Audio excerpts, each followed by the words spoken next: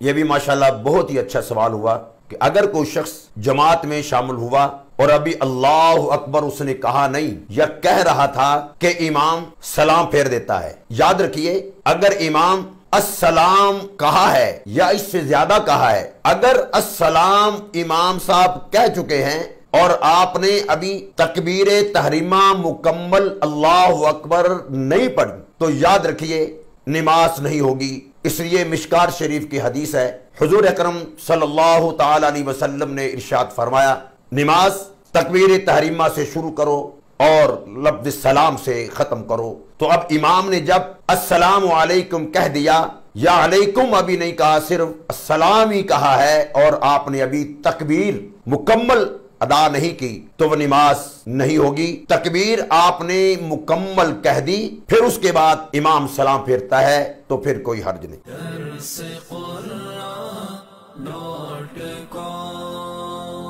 www.darsequran.com